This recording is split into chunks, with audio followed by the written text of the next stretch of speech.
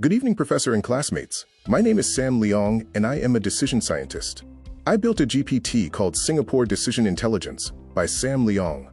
It helps Singaporeans make good decisions. It is currently deployed with hundreds of users. The reviews were positive, and it is spreading by word of mouth. I started researching neural networks 40 years ago at the University of Texas at Austin. Imagine an AI world where every new task needed a new model, new data, new training, and new deployment. That was the old world. Then GPT-3 arrived. Based on Brown et al.'s paper, language models are few-shot learners, GPT-3 made one bold claim. Instead of training a model for every task, we could prompt one general model for many tasks. Translation, questions, summaries, writing, all through language. No weight updates during evaluation. No task-specific fine-tuning. GPT-3 changed how humans and machines spoke to each other. GPT-3 matters because it changed our imagination. Before GPT-3, every task demanded labeled data, fine-tuning, and a training workflow. Then GPT-3 asked a dangerous question. What if the task could be explained in plain language? Zero shot, instruction only. One shot, one example. Few shot, a few examples. Just prompts, examples, and context.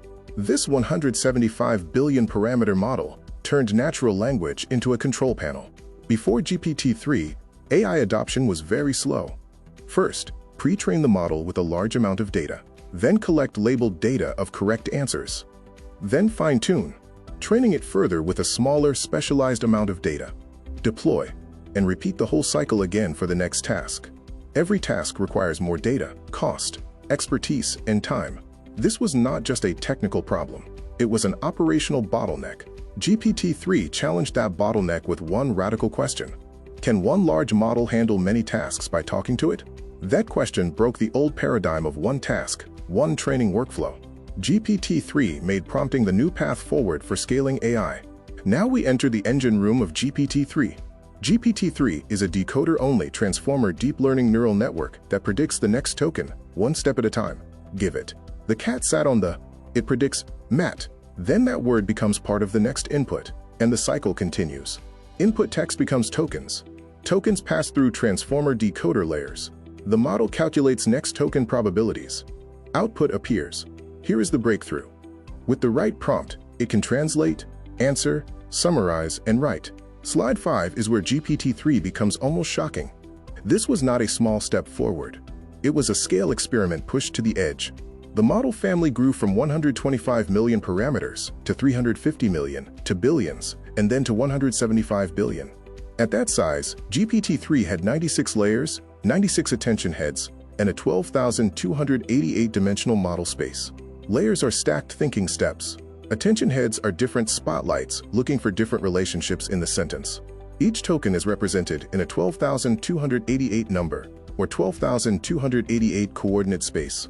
Why does this matter? Because scale changed behavior. Larger models became better at using prompts, examples, and context.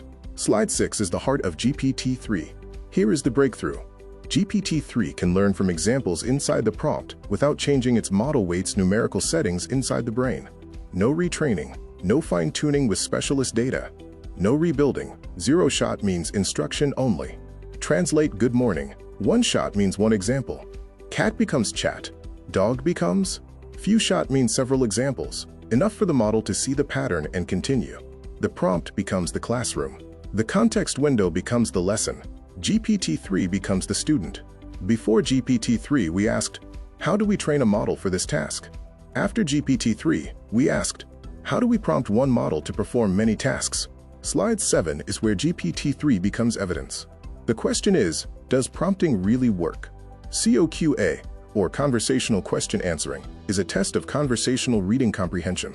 F1 is a score for answer quality. On COQA, GPT-3 rises from 81.5 in zero shot, to 84.0 in one shot, to 85.0 in few shot. Trivia QA is a test of general knowledge question answering. On Trivia QA, it climbs again, 64.3%, 68.0%, then 71.2%. GPT-3 got 71 out of 100 questions correct. More examples in the prompt lead to better performance. But here is the stunner. The model is not retrained. Its weights are not touched. The task is taught through context. That is the breakthrough. Slide 8 shows why GPT-3 captured the world's attention.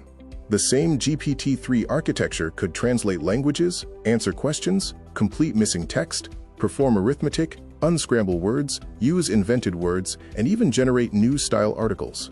One model, many behaviors, one interface, language. That is the breakthrough. GPT-3 did not need a separate brain for every task. It used prompts, examples, and context to adapt. The shock was breadth. GPT-3 demonstrated that a single large language model could serve as a flexible engine for knowledge work. Translation, reasoning, writing, news generation. Slide 9 is where GPT-3 leaves the laboratory and enters the business world. This is the commercial shock. GPT-3 made language a business interface. A customer asks a question, GPT-3 drafts the reply.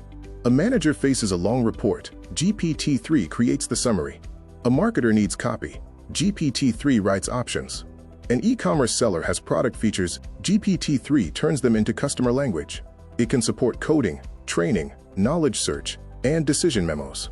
GPT-3 removes friction. Instead of humans learning machine commands, machines now respond to human language. One model, many workflows, one interface, prompting. Slide 10 is where we stop admiring GPT-3 and start interrogating it. Because power without trust is dangerous. GPT-3 can hallucinate, fluent, confident, and wrong. It can reflect bias from internet-scale training data. It has no real grounding in the physical world. It predicts text, but it does not truly see, touch, or experience reality. It is expensive to train, costly to run, and difficult to explain. It may struggle with cause and effect reasoning, carry stale knowledge, and be misused for spam, deception, or misinformation. So the warning is clear. GPT-3 is flexible. GPT-3 is powerful. But without verification, governance, and human oversight, GPT-3 is not trustworthy. Slide 11 is where we turn danger into discipline. If GPT-3 can generate powerful answers, then the next challenge is making those answers trustworthy. Better, grounded, verifiable, governed. It needs retrieval, so answers connect to current sources. Verified evidence, so businesses know what supports each claim. Human review, so accountability stays with people. Domain grounding, so the model understands business context. Tool use, so it can calculate, search, and check facts. Distilled models make deployment practical. Governance, such as bias, privacy, audit logs, and access, are controlled. Accurate, traceable, efficient, accountable, and worthy of deployment. Slide 12 is the verdict on GPT-3. It did not prove that machines understand language, as humans do, but it proves something almost as disruptive. Scale plus prompting can create general-purpose language behavior. Before GPT-3, new tasks often meant new fine-tuning, data, and deployment. GPT-3 changed the question. Not how do we train another model, but how do we prompt one model to do more? Its strength is flexibility. Translation, question answering, summarization, writing, coding, training, decision support. Its weakness is trust, hallucination, bias, weak grounding, and fluent mistakes. So our conclusion is simple. Do not replace humans. Empower humans with verification, governance, accountability, and judgment in the loop.